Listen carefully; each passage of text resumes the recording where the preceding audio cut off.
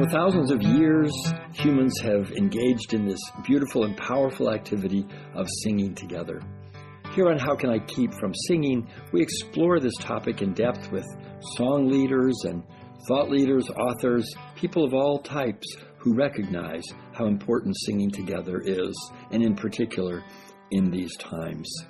My name is Stuart Stotts. I'm coming to you from rural Wisconsin, and my guests today are Denis Donelly, Cathy Baker, and Dick Jackson, who are all co-directors of the Community Choir Leadership Training in Victoria, BC.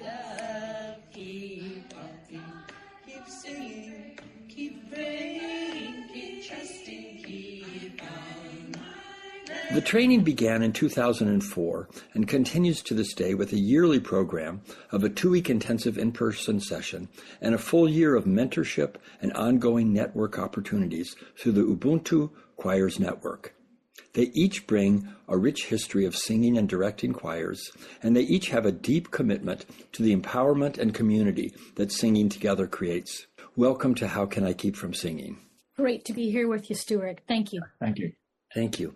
Great to be here, Stuart. Thank you for this. Can we just, one at a time, if you would just introduce yourselves in a little bit more depth, the background that you have, what brought you to doing this work? I was a child of the 60s, discovered guitar and folk music in high school. When I was in high school, played folk music, and realized that one of my favorite things to do was at a party was to get people singing with my guitar, probably songs of, I learned from Joan Baez or Bob Dylan or Ian Sylvia or whoever.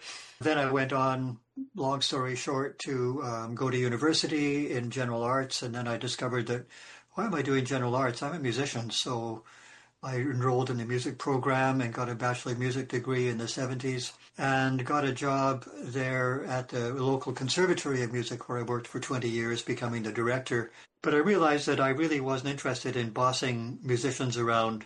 That really wasn't what I was really on the earth to do. Towards the end of the time that I was there in the late 1990s, a friend of mine, Siobhan Robinsong, started this non-audition choir in Victoria called the Getting Higher Choir. So she needed arrangements. I had the skills, so I started doing arrangements for her, and we became co-directors. And that all went forward, and then we had a choir of 100, then 200, then 300, then 400. People would come to us and saying, oh, we'd love to have a choir like this where we live, wherever it was in North America if they were coming to visit. And so we thought, why don't we share what we've learned about doing this kind of non-audition, socially responsible choir that has an alternate repertoire, that not singing songs by dead Germans or anything like that. So we created the CCLT program, and all of a sudden there must have been an energy out there somewhere in the cosmic records, because all of a sudden people found us from all over California and BC and other parts of Canada, and we had a full program that very first year, and we've kept on going except for a couple of years of COVID to this day, and it's wonderful to have this community around us. We continue on, God willing, and the creek don't rise. Denis, thank you. Cathy, what's your story? I grew up in a family that had lots of singing opportunities together, and we sang those songs that were written in the 50s and 60s and before and after, singing around campfire, in church community, family gatherings.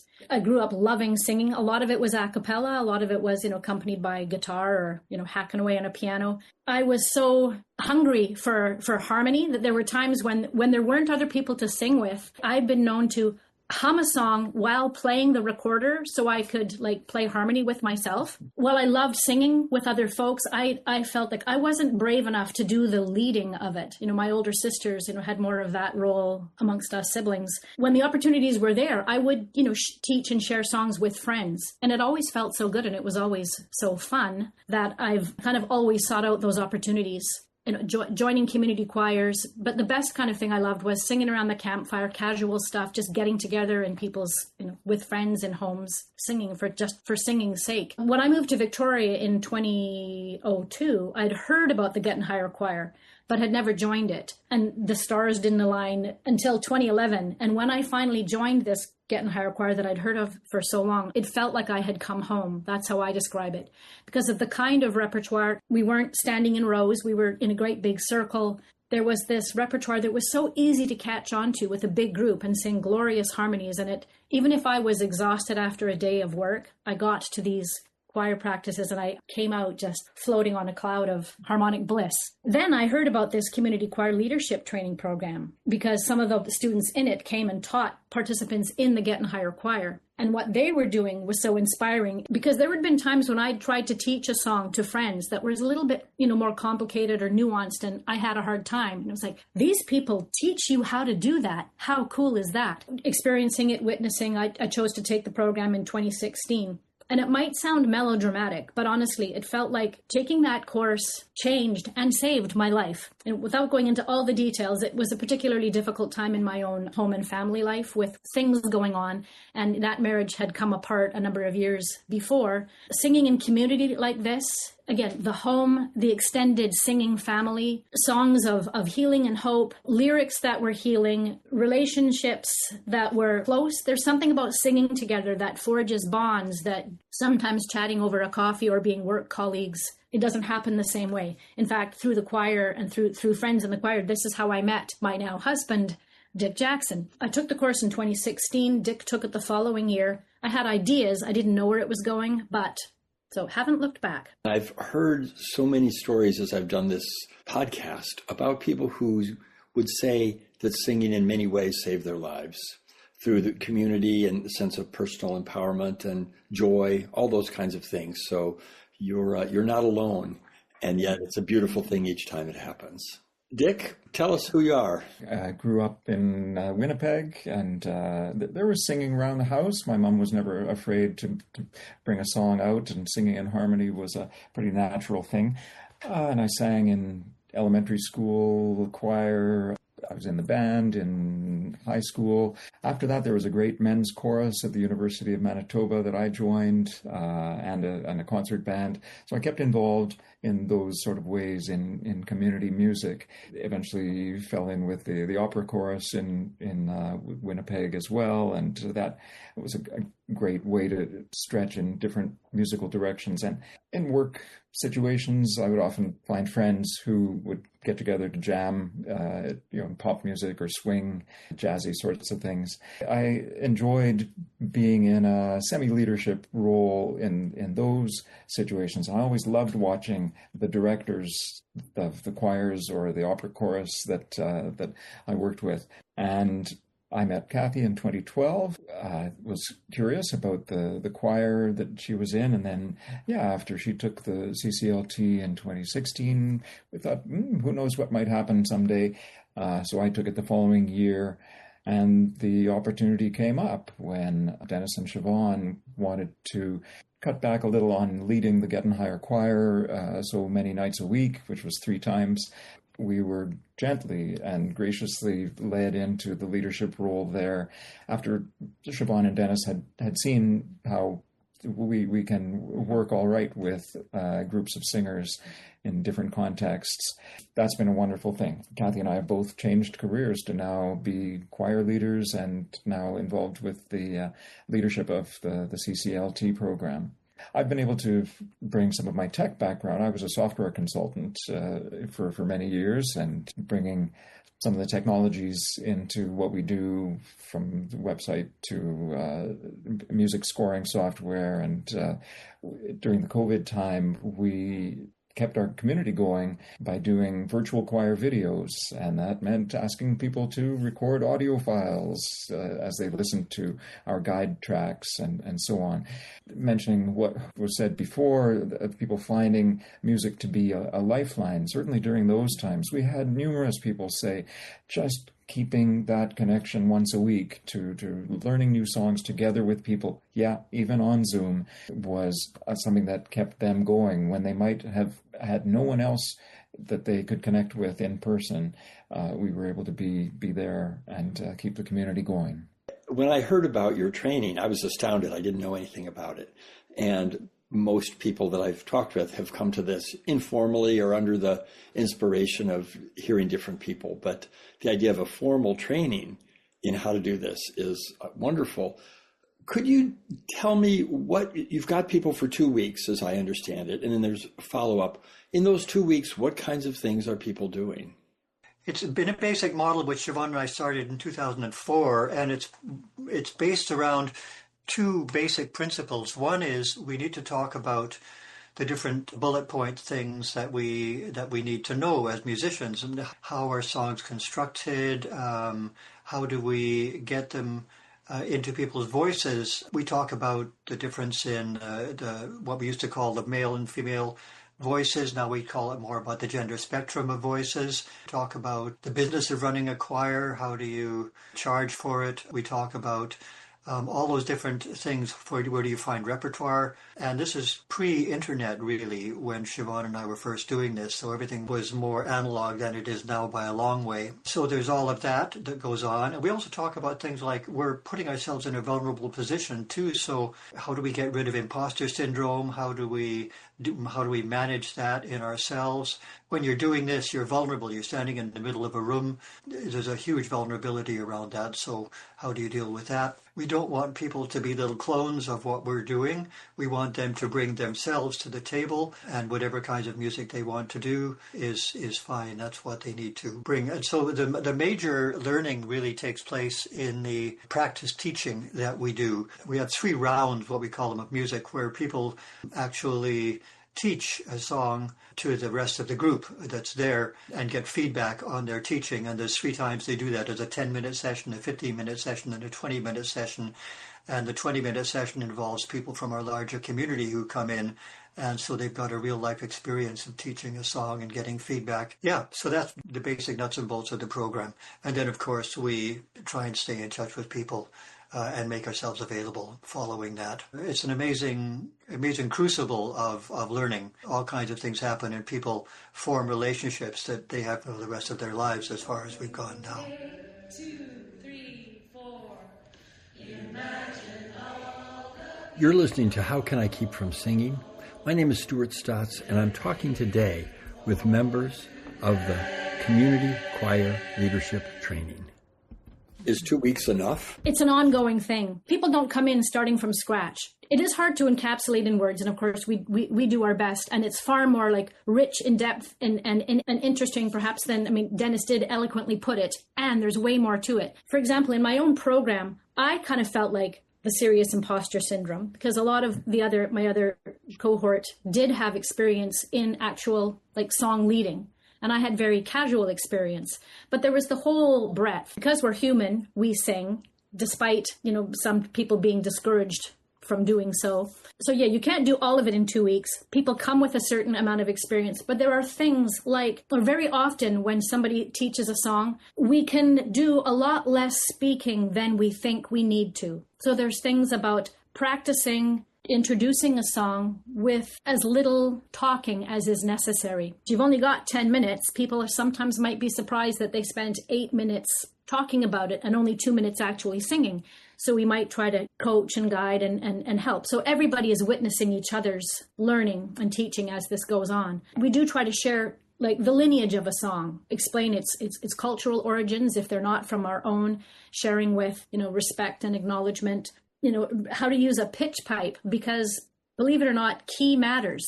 Because if you pitch the song too high, some people might not be able to sing it. If you pitch it too low, same thing. So what's going to work well for the singers in your group? So is 2 weeks enough? Sort of, but not really. It's amazing what we do accomplish in 2 weeks. And as we say, we encourage communication with us for at least a year beyond that as a mentoring time. And we have the means to communicate within that cohort that you've been with for that 2 weeks. And we also have a larger communication group for all of the graduates of the program. The amount of interweaving that happens there is a lovely thing to see. Again, maybe it's, the imposter system that comes up for all of us. So even in this role as a mentor and leader of other people training and wanting to bring this work wider into the world, I know that people have a lot of options out there. For example, Lisa Littlebird had this fabulous program, the Song Leader Flight School, and there's other places where one can learn. There's experiences one can have, I've never been to a Singing Alive gathering. Or I've never had the opportunity to attend one of Liz's amazing Song Village gatherings. I reached out and I asked people who have been to those, what's your thought? But, people who have also been to the CCLT. Mm-hmm. And I've asked, with your breadth of experience, how do you see these things fitting together? Each person basically said they've all been amazing. They wouldn't have not done any of them. They're all good. But the immersive experience of being in a group for 2 weeks where you're witnessing and supporting each other's learning, getting immediate feedback coaching where you can apply it right away, and where there's many, many other opportunities to share, warm-up songs or songs over lunch or songs in the evening or songs because it's raining or songs because you heard a really loud noise outside, or songs because of something that we know is going on in the world. And the closeness of the relationships, in their opinion, nothing replaces that. And we've wondered about putting this program online, and we realized that there might be some small aspects that we could do, but being there for that intense amount of time in person, nothing replaces that. We do have reunions. We just had this summer, we had a reunion. We had over 40 people here from all over North America come and spend a whole week together. We had workshops, seminars, many, many singing sessions. It was ecstatic for a week. And we do that every 2 years. And during COVID, we had a couple of them actually online. But now after COVID, we can do them in person again. Yay. And now these are colleagues. We're in a collegial relationship with these people rather than a mentorship relationship. So on the one hand, you're teaching logistics, how to get people in tune, how to charge, how to publicize, all those kinds of things. You're also dealing with some of the emotional issues that come up, which are very connected to everybody's voice in one way or another. So many people have been told they shouldn't sing or feel intimidated, and then leading songs is a whole other step in that direction. What do you find is the biggest challenge? The whole reason Siobhan first started the Getting Higher Choir was she recognized the value of singing in community, and she really wanted everybody to have a place where their voice, no matter how it shows up, is welcome and is at home. When Dennis joined her a few years later, and during the orientations for the Getting Higher Choir, it's kind of infused into the culture that we're collectively, call it a put-down free zone without criticizing our own voice or anyone else's. And recognizing, talking about the vocal woundedness that some of us carry. Many people don't, but for those who do, it's extremely tender. The tenderness with which we welcome our collective, vulnerability, celebration, sense of welcome. So in some ways, the hardest part might be getting people to not criticize their own voice, or just being able to talk about that. And I forget who coined the phrase. Somebody talked about the phrase of either technologies or methods of human connection, which have been with us forever: drumming, dancing, storytelling, singing. So when somebody is told that they couldn't or shouldn't sing, it's as if they're being told, you're not quite as human as the rest of us. And that's, I think, why it feels so deeply wounding. What's your perspective on the growth of this movement, the national and international kinds of connections? Well, it's been remarkable to see many choirs. I mean, in our experience here in Victoria, there's a blossoming of community choirs. Any given time of day that you want to sing or any style of music, there is a group here for you. And there's room for more. One of our mantras is, a rising tide floats all boats. And the interest in connecting people with one another through singing, it's just an idea feels like the time has come, and it's all across the world, really. I think especially today, there's a hunger for connection. You don't have to look very far. You don't even have to try to look. We get bombarded with divisive messages. The little devices that most of us have such easy access to are very addictive. It can be easy to think the world is worse than it actually is. That hunger for connection, because some of the traditional ways of connecting, you can look at things like church attendance, just pulling that one out of the air, is plummeting over the years for lots of compelling and interesting reasons. But people, humans still need a place to connect and feel like they belong. I think that's part of it, because of the kind of deep connections that can be formed through creative expression together, which music is. We don't necessarily hear about all the living room song circles that are going on all over the place, or the camp out gatherings where singing is a focal point. I think it has a lot to do with our collective need and hunger for connection. I think we're running parallel lockstep with what Cathy's talking about here in terms of the repertoire. When Siobhan and I started this program, I was doing most of the arranging for the people coming to the program. And now there's been this astonishing blossoming of people writing socially responsible, socially relevant songs now that are easily taught to people without formal musical background in, 10, 15 minutes. You've got this incredible ability to share all of this stuff on the internet, with email, with everything else that we've got technologically now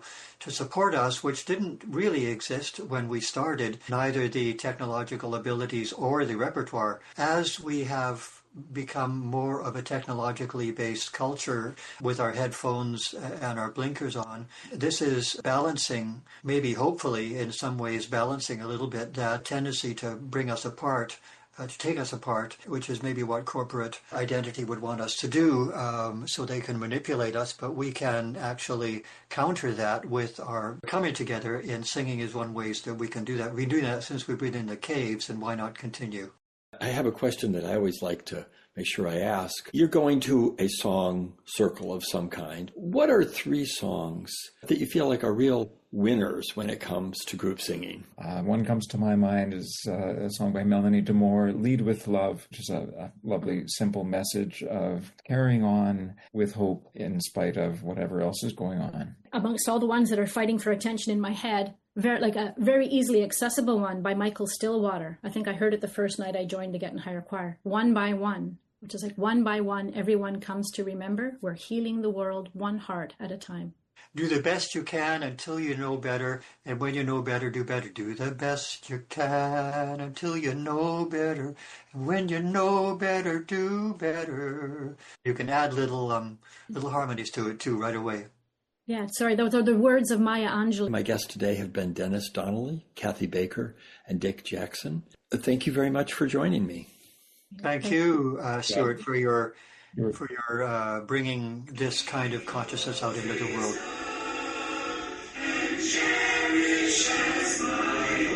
You've been listening to How Can I Keep From Singing, a production of Common Arts. My name is Stuart Stotts, and my guests today were Denis Donelly, Cathy Baker, and Dick Jackson of the Community Choir Leadership Training.